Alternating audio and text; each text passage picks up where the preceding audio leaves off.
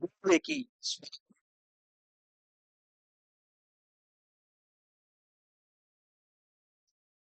Most important replacements ఉన్నాయి ఇక్కడ.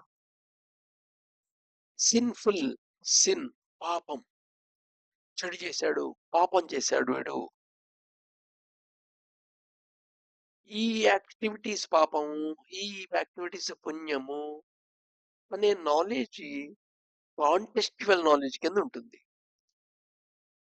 అందుకని పర్సెప్షనల్ నాలెడ్జ్ కింద ఉంటుంది లోపల.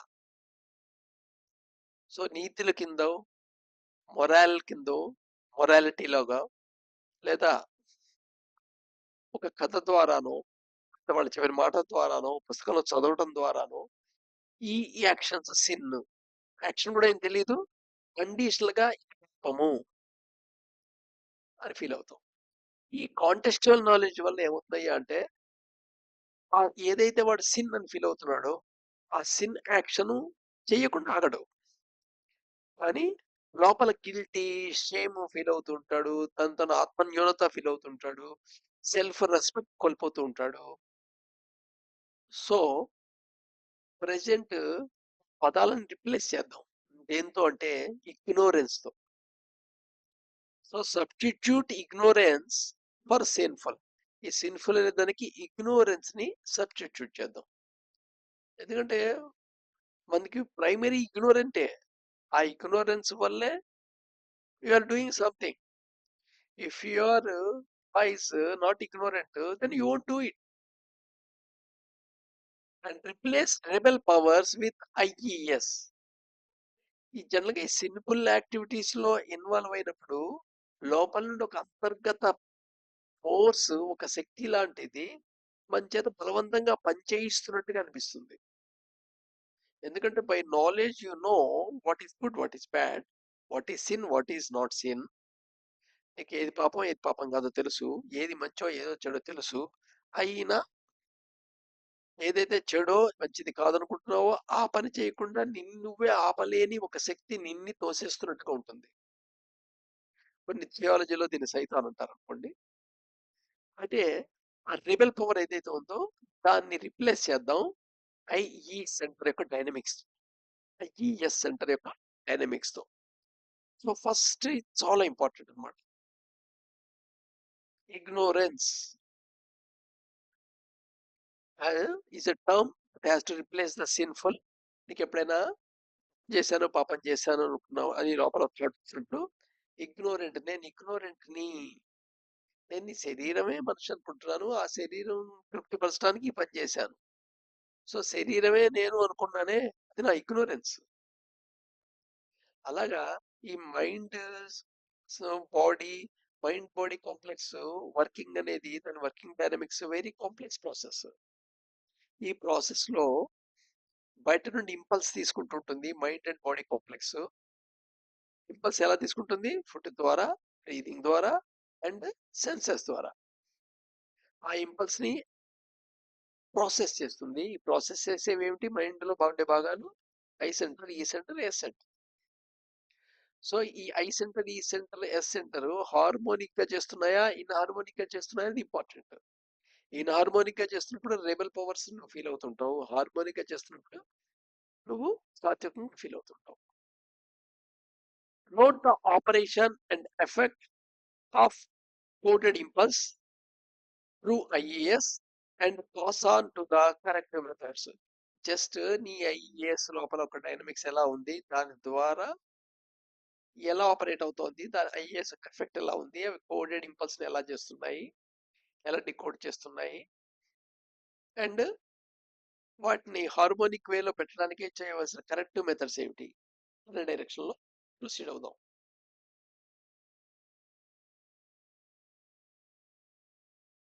చిన్న analogy. What is the thing which claims all body parts and mind, but which all them put together cannot claim it, under which get operated all. So నీ శరీరంలో ఒక ఎంటిటీ ఉంది, సమ్ ఎక్స్, అది claim చేస్తుంది నీ యొక్క body parts ని, నీ మైండ్ ని. నా మనసు, నా ఇష్టం, నా అభిప్రాయం, నా ఉద్దేశం, నా చెవి, నా ఆలోచన, నా ఉద్వేగం, నా కన్ను, నా ముక్కు, నా శరీర భాగం, నా గుండె, నా లివరు, నా కాళ్ళు, నా చేతులు, ఇలా నా అని క్లెయిమ్ చేస్తున్నా. ఆ క్లెయిమ్ చేస్తున్న నా ఎవరు? అది ఏవైతే క్లెయిమ్ చేస్తుందో ఆ బాడీ పార్ట్స్ అన్ని, మైండ్ యొక్క థింగ్స్ అన్ని మొత్తాన్ని కలిపి కలిపి ఉంచిన, ఇవన్నీ కలిపి ఆ నాని క్లెయిమ్ చేయలేవు. బట్ ఆ నా అంటర్లో ఇవన్నీ ఆపరేట్ చేయబడతాయి, నీ బాడీ అండ్ మైండ్. ఒక రకంగా చెప్పాలంటే చైర్మన్ ఆర్గనైజేషన్ లో అస్తమానం కనబడ్డా ఎక్కడ పడితే అక్కడ. చైర్మన్ రెగ్యులర్ గా కూడా రావాలని లేదు ఆర్గనైజేషన్ కి, కానీ he claims the entire thing is his. ఆ చైర్మన్ కింద సీనియర్ మేనేజింగ్ డైరెక్టర్ ఉంటాడు, జూనియర్ మేనేజింగ్ డైరెక్టర్ ఉంటాడు, చిన్న చిన్న డైరెక్టర్స్ ఉంటారు, ఎన్ని సెక్షన్లు ఉంటాయి, అన్ని రకాల డైరెక్టర్లు ఉంటారు. ఈ మొత్తాన్ని తనదిగా క్లైమ్ చేస్తాడు. కానీ వీళ్ళందరూ కలిపి చైర్మన్ హోదాని క్లైమ్ చేయగలరా? అందరు డైరెక్టర్లు, అన్ని department heads, senior manager, junior manager అందరూ కలిపి మేము చైర్మన్ ని అని క్లైమ్ చేయగలరా? సో అలాంటిది అనమాట చైర్మన్. ఎవరయ్యా అంటే దట్ ఈస్ ద సెల్ఫ్. ఈ మిగతా డిపార్ట్మెంట్ లో పనిచేసేవాళ్ళు, మిగతా వాళ్ళందరూ ఎవరెవరు? ఆ సెల్ఫ్ ఫండ్ లో పనిచేసేవాళ్ళు. ట్రాన్సిడెంటల్ సెంటర్, పారామెంటల్ సెంటర్, ఈ రెండు గురించి మనం ఇంకా మాట్లాడుకోలేదు. Infusion centre, integrity centre, emotivity centre, sensovitality centre, mobility centre. దీంట్లో integrity centre, emotivity centre, sensovitality centre, mobility centre section 1 of mind లో ఉంటాయి అనుకున్నాం. ఇంటిగ్రిటీ సెంటర్ ఏమో కార్టెక్స్ ఏరియా ఉంటుంది. ఎమోటివిటీ, సెన్సోవైటాలిటీ సెంటర్ ఏమో అమిగ్డలా అనే బ్రెయిన్ పార్ట్ దగ్గర ఉంటాయి. మొబిలిటీ సెంటర్ వాలంటరీ యాక్షన్స్ దగ్గర ఉంటుంది. ఇంట్యూషన్ సెంటర్ ఎక్కడ ఉంటుంది తెలియదు.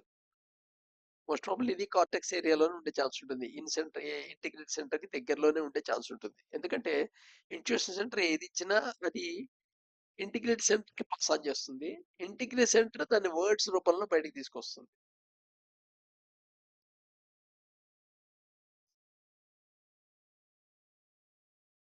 సరే, ఐ సెంటర్స్ ఫంక్షన్స్ ఇంతకుముందు డీటెయిల్ గా ఒక్కొక్క దాని ఫంక్షన్ వచ్చి తెలుసుకున్నాం.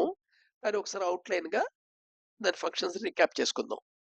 I centre is a spot which consciously commands reasons and guides. So ఈ ఐ సెంటర్ ఏం చేస్తుంటుంది అంటే కమాండ్స్ ఇస్తూ ఉంటుంది కాన్షియస్ గా, అంటే నీ స్పృహతో చైతన్యంతో కూడిన కమాండ్, అందుకే అన్కాన్షియస్ గా ఇచ్చేది కాదు. అలాగే రీజన్ చేస్తుంటుంది, రీజనింగ్ ఇస్తుంది, ఇలా ఉంది కాబట్టి ఇలా అయి ఉంటుంది అని ఒక సూత్రం ఆధారంగా కంక్లూషన్ ఇస్తుంది. అండ్ గైడ్ చేస్తుంటుంది, ఇలా చేయి, ఇలా చేయకూడదు, ఇలా చేయి, ఇలా చేయకూడదు చేస్తుంటుంది. E center is the spot which spontaneously arouse all crude and noble feelings. So ఇది స్పాంటేనియస్ గా అరోజ్ చేస్తుంటుంది రకరకాల ఫీలింగ్స్ ని, ఎమోషన్స్ ని.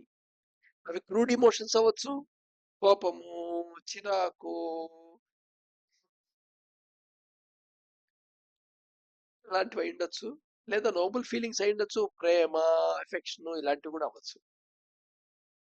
A center is the spot which commands all sub or unconscious reflexes. So S centre అంటే ఏం command చేస్తుంది, ఏం కమాండ్స్ రిలీజ్ చేస్తుంటుంది? కమాండ్స్ అన్కాన్షియస్, సబ్ కాన్షియస్ లో ఉండే రిఫ్లెక్స్ యాక్షన్ అంటే ఏంటంటే సంకల్పిత ప్రతీకార చర్య. దోమని కాలు మీద వాడంగానే సెన్సేషన్ తెలియగానే చెయ్యి ఆటోమేటిక్ కొడుతుంది దాన్ని. Reflex action. ఎవరైనా ఫన్ ఊతే చాలు కళ్ళు టక్కని మూసుకుంటావు, రిఫ్లెక్స్ యాక్షన్. ఓ వీడు ఊతున్నాడు అందుకు మూసుకోవాలి అని మూసుకోవు, అది కాన్షియస్ గా జరగదు. కొన్ని అన్కాన్షియస్, సబ్ కాన్షియస్ రిఫ్లెక్సెస్ ఉన్నాయి. అలాంటివన్నిటిని ఇదే చూస్తుంది. గమ్మత్తు, కొన్ని హ్యాబిట్లు, కొన్ని థాట్స్ కూడా అన్కాన్షియస్, సబ్ కాన్షియస్ లో వస్తుంటాయి. ఐ సెంటర్ ఇచ్చే థాట్ కాన్షియస్ గా వచ్చే థాట్, కానీ 24 గంటలు థాట్స్ వస్తూనే ఉంటాయి కదా, అవి రిఫ్లెక్స్ యాక్షన్ నుంచి వస్తుంటాయి. From concealed memory of pre evolutionary past. ఈ రిఫ్లెక్స్ యాక్షన్ దేని నుండి ఫామ్ అవుతుంటాయి? కన్సీల్డ్ మెమరీ, బయటికి మెమరీ ఉందని కూడా తెలియదు మనకి. అది నీ ఎవల్యూషనరీ పాస్ట్ నుండి వచ్చింది, తరతరాలుగా వస్తుంది. అటమిస్టిక్ పర్వర్షన్స్, నీలో ఉండే యానిమల్ టెండెన్సీస్. బయాలజీగా చెప్పుకుంటారు. ఏమని? మన యొక్క బ్రెయిన్ గూడా ఏదో లేయర్డ్‌గా ఉంటుందట. పైన ఆంఫిబియన్ దానిలాగా మైండ్ ఉంటుందట బ్రెయిను. దానిపైన పీసెస్ బ్రెయిన్‌లా ఉంటుంది. దాని పైన రెప్టైలింగ్ బ్రెయిన్ ఉంటుంది. దాని పైన ఏవ్స్ బ్రెయిన్‌లా ఉంటుంది. దాని పైన హ్యూమన్ బ్రెయిన్‌లా ఉంటుంది. సో, అటమిస్టిక్ పర్వర్షన్స్ ఉంటాయి. యానిమలిస్టిక్ టెండెన్సీస్ అవన్నిటిని. అలాగే రిఫ్లెక్సెస్ కండిషన్డ్. కొన్ని కండిషన్స్ రిఫ్లెక్స్ అవుతావు. కొన్ని ఇన్‌స్టంట్‌గా రావు. ఈ ప్రీ వాల్యుయేషన్ పాస్ట్ నుండి అటమిస్టిక్ పర్వర్షన్స్ నీ ఇన్‌స్టంట్ కింద వస్తాయి నీకు. బట్ రిఫ్లెక్షన్ కొన్ని కండిషన్స్ రిఫ్లెక్స్ అవుతావు. ఫర్ ఎగ్జాంపుల్ సిగరెట్ తాగటం అలవాటు అనేది కండిషనల్ రిఫ్లెక్స్ అది. Most of the bad habits అంటకొస్తాయి. కేవలం బ్యాడ్ హ్యాబిట్స్ రిఫ్లెక్షన్ కండిషన్ అనుకోవద్దు. మనకు కాకుండా కూడా చాలా రిఫ్లెక్స్ కండిషన్స్ ఉంటాయి. Reflexive conditions. Next M centre is a spot which combines the above mentioned thoughts, feelings and reflexes to form a specific decision. ఈ ఎమ్ centre ఏంటంటే మ్యాథమెటిక్ క్యాలిక్యులేటర్ లాంటిది ఇది. సో ఐ సెంటర్ నుండి వచ్చిన థాటు, ఈ centre నుండి వచ్చిన ఫీలింగు, ఎస్ సెంటర్ నుండి వచ్చిన రిఫ్లెక్స్, వీటన్నిటిని కంబైన్ చేసి ఒక స్పెసిఫిక్ డెసిషన్ తీసుకున్నట్టుగా చేస్తుంది. ఆ స్పెసిఫిక్ డెసిషన్ మనం థాట్ అంటాం. ఇన్ సెంటర్ అనేది ఏమిటి అంటే ఇది 2B ఉంటుంది. సెక్షన్ 2Bలో ఇది spot which takes care of unconscious biological functions. దీంట్లో మళ్ళీ 2 పార్ట్లు ఉంటాయి 2Bలో అనుకున్నాం కదా. 2A 2B అని సెకండ్ సెక్షన్లో 2A 2B. దీంట్లో నీ బయాలజికల్ అన్కాన్షియస్ గా బయాలజికల్ ఫంక్షన్స్ ఏమున్నాయో లోపల జరిగే మెటబాలిక్ యాక్టివిటీస్ వాటన్నిటిని చూస్తుంది. అండ్ ఇంట్యూషన్ ఇస్తుంది. అంటే నీకున్న దాని నుండి ఇంట్యూషన్ వచ్చి కరెక్ట్ తెలిసింది అనుకుంటుంటాం కదా. ఒక్కోడు మనకి సమస్యకి సమాధానం తెలియదు. ఆ సొల్యూషన్ కట్టుకొని బయటకు వస్తుంది ఇంట్యూషన్. అలాగే మెడిటేషన్ చేయడం అంటే ఏంటంటే ఇది ధ్యానం కాదు. మెడిటేషన్ కి ఈక్వలెంట్ పదం కింద మెడిటేషన్ ధ్యానానికి వాడుతుంటారు. ధ్యానానికి ఈక్వలెంట్ పదంగా అది కాదు. సో మెడిటేటింగ్ అంటే ఒక పర్టికులర్ థాట్స్ ఎక్కువసేపు ఉండగలగటం, ఏదో ఒక పర్టికులర్ యాక్టివిటీలో ఎక్కువసేపు ఇండల్జ్ అయి ఉండగలగటం. కాన్సన్ట్రేషన్, ఫోకసింగ్ దాని మీద నుండి కాకుండా ఒక చోట ఉండటం అనేది.